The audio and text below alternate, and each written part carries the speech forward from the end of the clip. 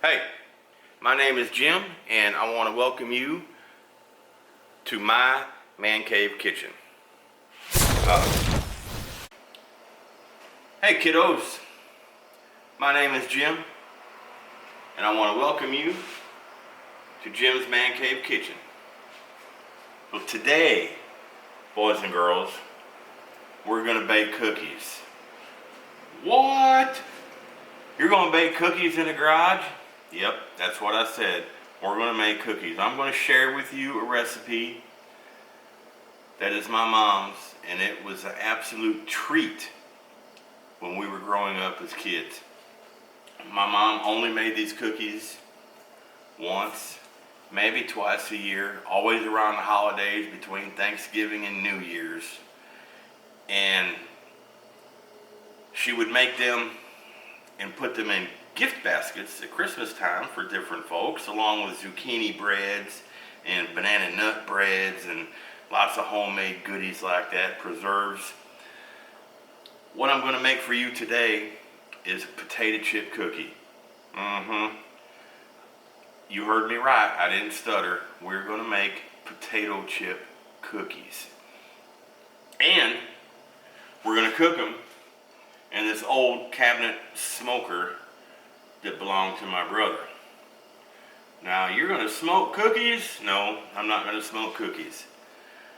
If you don't put wood in your smoker, it's just an oven. So, I had to make a slight modification, do a little rewiring the electrical components, because as a smoker, it would only come up to 275 degrees. And we want to bake our cookies at 350. So last night I put it up on my workbench, not this workbench, the other workbench that I work on garage stuff, not kitchen stuff. Anyway, I put it up on the bench and I took it apart and I rewired a couple things, and now we can get to the proper cookie baking temperatures. So, first things first. Here in the KitchenAid bowl, I have 1 pound of softened butter, 16 ounces. To that, we're going to use our scale. I'm going to tear this bowl, and to our softened butter, we're going to add 7 ounces of sugar.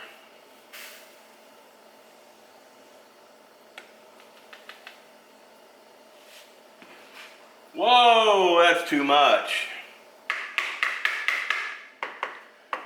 That reminds me of one of the games on The Price is Right, where they have to guess the price of the prize if the thing's moving along, and they have to yell, "Whoa, that's too much!"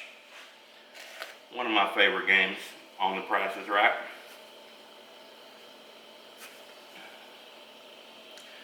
Baking, my friends, is an exact science, which is why we have the scale and why we are weighing stuff out.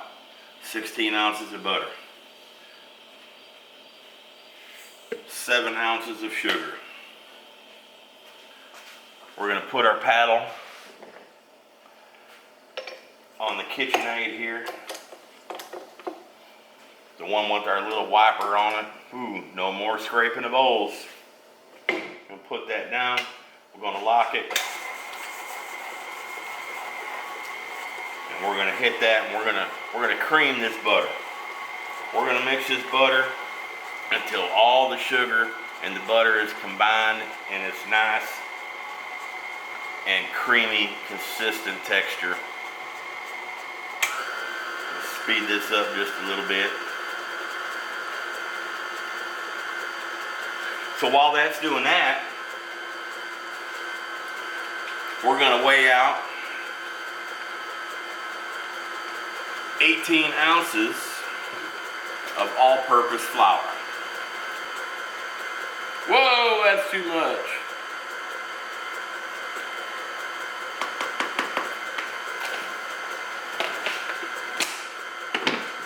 And there we go. Gonna turn this off. Our butter mixture is nice and creamy. Gonna unlock this. And we're gonna add this flour. We'll start with about a third of it. We'll put it in thirds and lock this down. I'm gonna give it just a pulse to start. And then we'll go on low like that.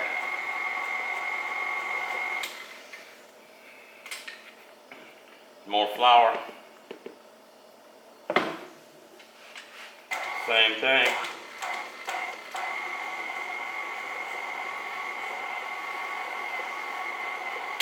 And one more time.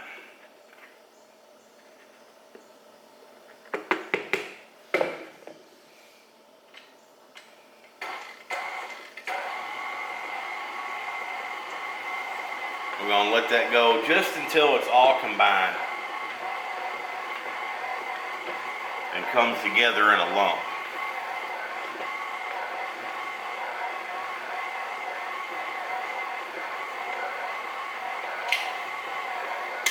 And that's it.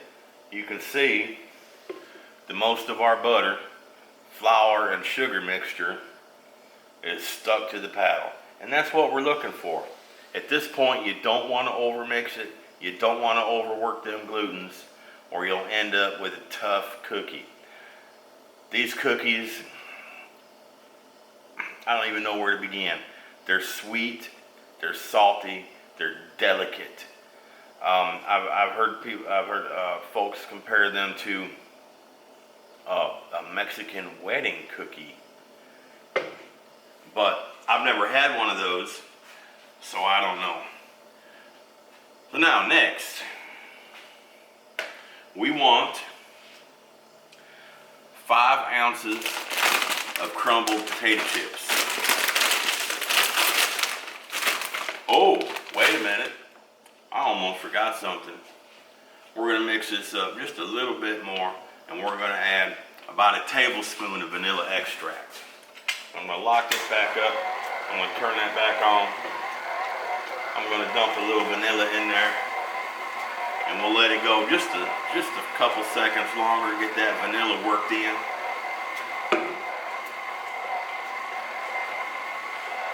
And right there, we'll call it good. So, 5 ounces of potato chips.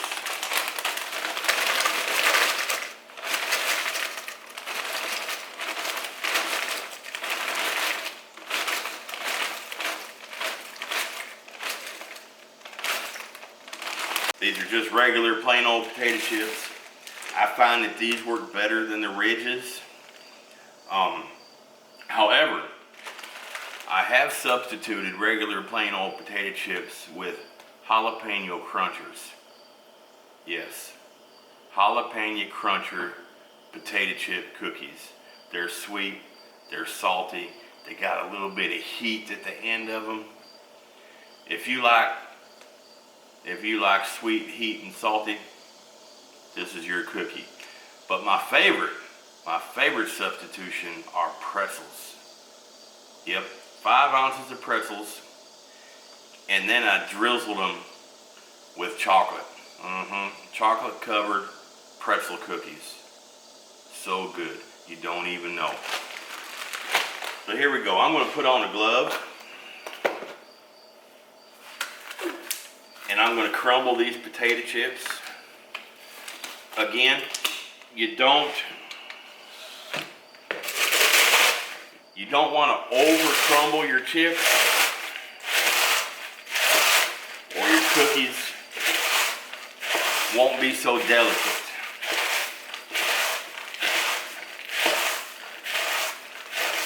So I'm going to crumble these just a bit by hand. You can see right here, I'm going to show you this. That's kind of what we're looking for. They're not over crumbled. There's still some pretty good sized chunks in there. It's not a fine powder. So, I'm going to raise this up. I'm going to clean off this paddle. Get air. So I went to the dentist this morning, had a dentist appointment, and as I was sitting in the chair, leaned back, and they were doing their work, I just thought about, remembering my dad. Remembering my dad out here in this shop, and the time that he took and ate a handful of Tylenol and drank a liter of vodka and extracted one of his teeth with a pair of pliers and then rinsed with peroxide and called it good. I can't even imagine. Can't even imagine. And he did that right here in this shop, sitting in this stool right over here at the corner, which was his spot. It still boggles my mind. Still blows my mind to think about that he did that.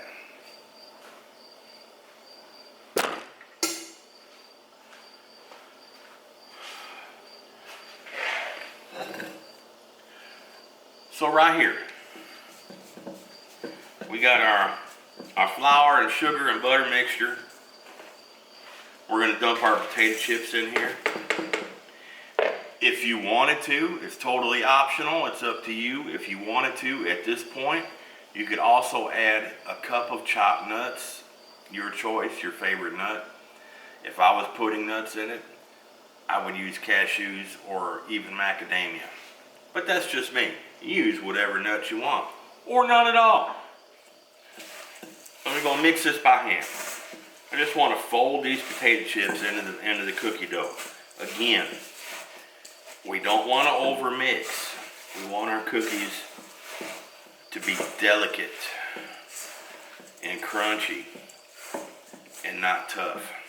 So, we're just going to fold in the potato chips just like so.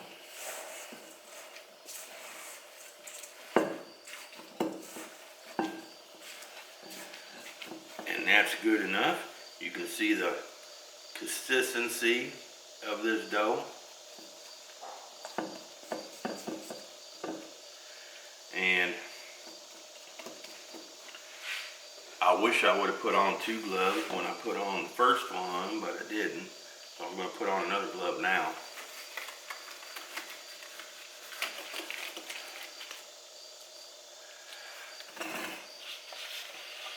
Right over here I have a sheet pan with some parchment paper on it. We're going to weigh these cookies. Get my scale back on here.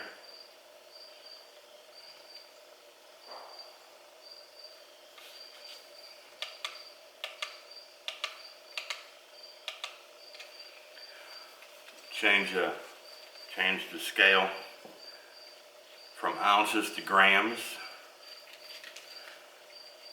and we're gonna weigh these cookies. 20 grams. Roll it, mash it, lay it on your parchment, just like that.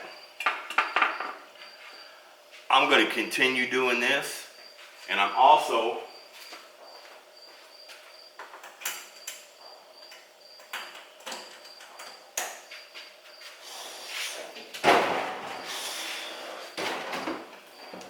going to bring our smoker, convert it into an oven over here, and get it warming up. All right, so we have right here 60 20-gram potato chip cookies. And hang on.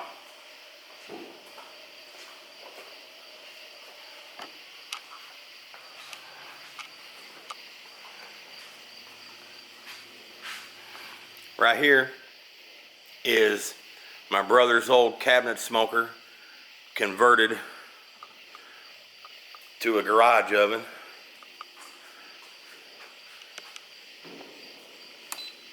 As soon as that temperature reaches 350 degrees, I'm gonna put these cookies in there for 10 minutes, and then we'll check them.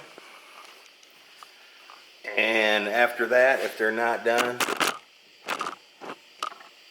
we'll go in 2-minute integrals and keep checking until they're done, every 2 minutes if they're not done in 10. Here they are, folks. These cookies cooked in a garage oven.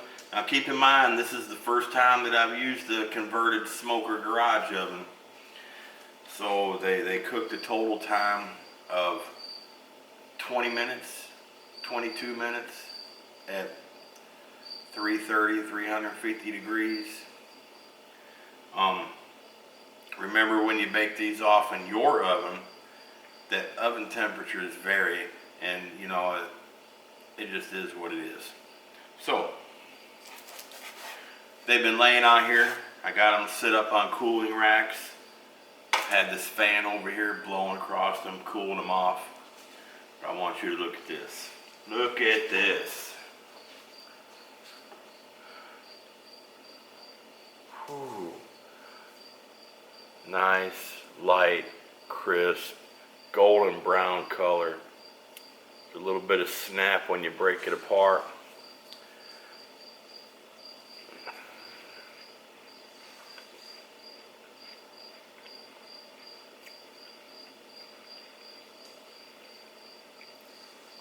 It's everything I told you it was. It's sweet, it's salty, it's crunchy, it's buttery, it's delicate, it's absolutely delicious. I wish you could taste it. You should make some and try it for yourself. There's one more thing that I'm not going to do, but my mom always did, and she would take one of them old-timey hand crank flour sifters and fill it up with powdered sugar. And immediately, as soon as these things came out of the oven, she'd be going with that hand crank, making it snow powdered sugar all over these cookies, and that powdered sugar would just melt, and they were so sweet. As a kid, they were fantastic. I mean, you would get gooey powdered sugar goop on your fingers after you ate 2 or 3 of them. As an adult, it's just a little bit too sweet for me, so I don't do it. Your call, totally optional. Until next time, happy eating from Jim's Man Cave Kitchen.